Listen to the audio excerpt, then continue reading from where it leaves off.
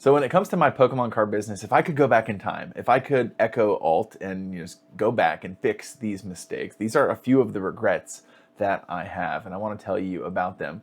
But back in May of 2024, so a year and a half now, I started a Pokemon card business, and I've done close to $400,000 in sales. And I've done some things right. I've sold a ton of cards. I've made some money for myself and my family. I've finished this basement, this space that I'm in right now, with pretty much just proceeds from the business. And I've stocked up and built an inventory over time. I've done some things right. But I also have gotten a lot of things wrong. And I want to share those with you in this video.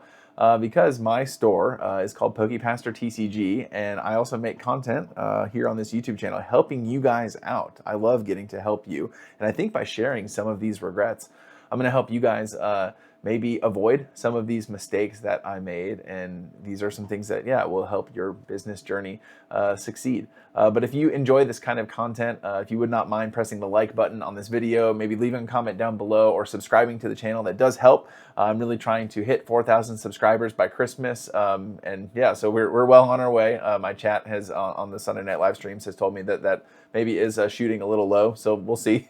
Anyways, yeah. But would love for you guys to do that and really appreciate that you're here. Anyways, let's talk about me being an idiot and mistakes that I've made. So if I could go back, the first thing that I would change, and this is for sure, is I would start making content sooner. I've only been on YouTube for really about 6 months.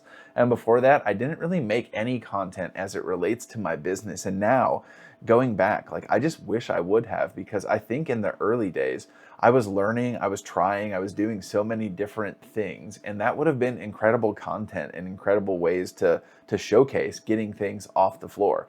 Like, yes, I do make content now helping people start their businesses, but it's different because my stuff is relatively established. Right now, if you look at this space that I'm in right now, you'd be like, hey, you don't look established at all, buddy. That's a mess. And yeah, like that's true. And this isn't like a super legitimate thing, but I've got a lot of systems in place, and I've sold quite a few cards. But initially, it was a gong show. I mean, stuff was just, I was learning things, I was making mistakes. And I think had I been active at that time, it would have been a really cool opportunity to go on the journey with a bunch of you guys instead of being maybe like one or two or however many steps ahead. And so I wish I would have gone back and done that. And also because I think I maybe didn't understand how much I would enjoy this, how much I would enjoy getting a chance to be a part of other people's journeys by helping you guys get your store off the ground. How much I enjoy having a chance to hear stories of what inspires you to start a business, or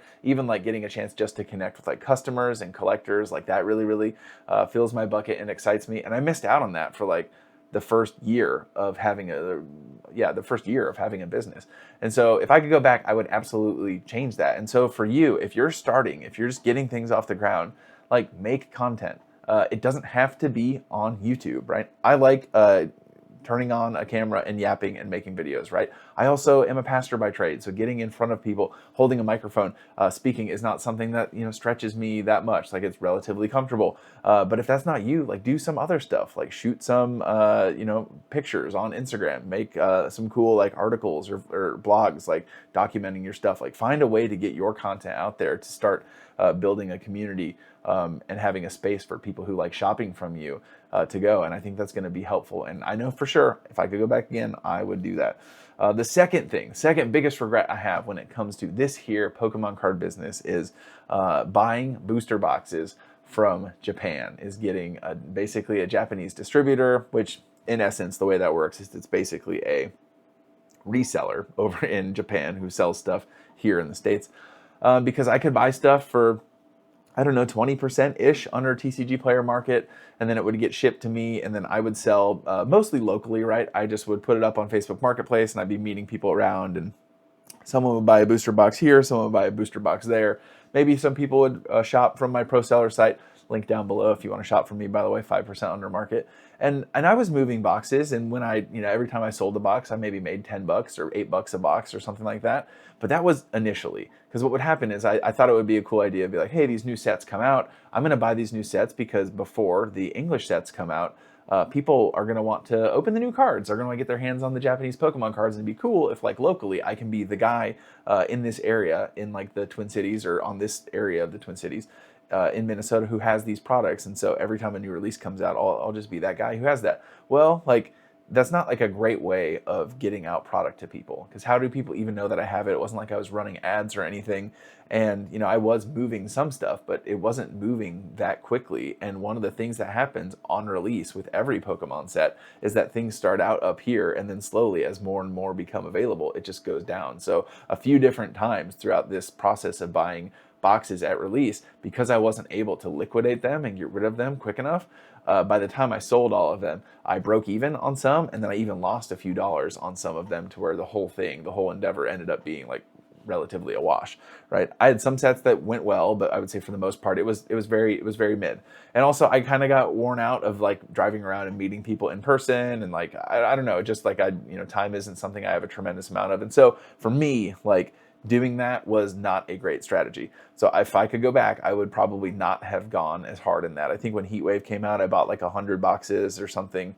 So yeah, it was just, it was too much. So that was a mistake, but I learned from that, and I knew that that wasn't really good for me, at least at the time. Now, I do think that there is something to be said where if you have like a rip and ship, or you have a way of like liquidating Japanese boxes really quickly, there probably is a way where you can make that lucrative, where you can make that work for your business. But for me, it wasn't, and so again, that is a regret that I have.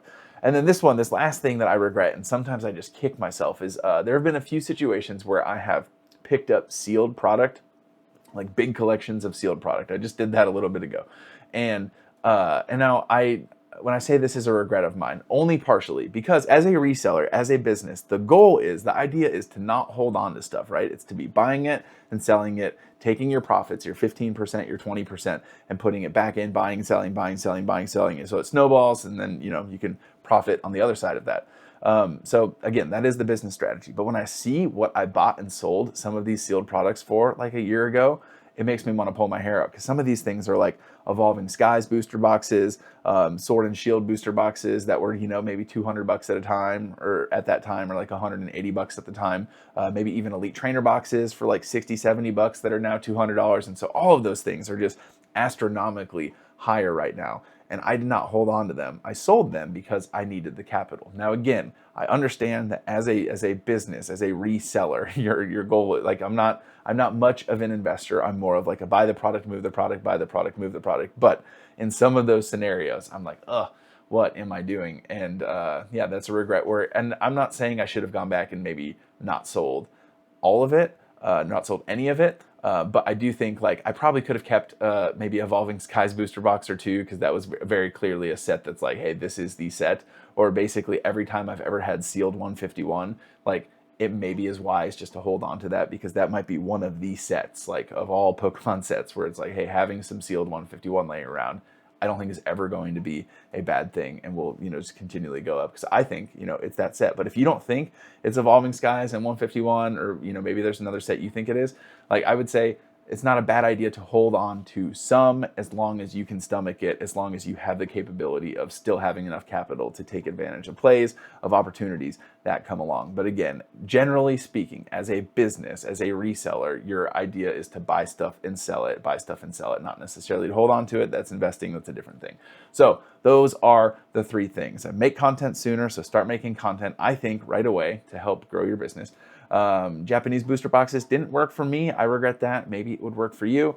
And then sealed stuff, maybe not selling all of it, and holding on to a little bit. But those are the tips that I want to give you as I look back over my journey over the past year and a half. And so hopefully this is helpful for you. And again, I love getting a chance to help you guys on your journey as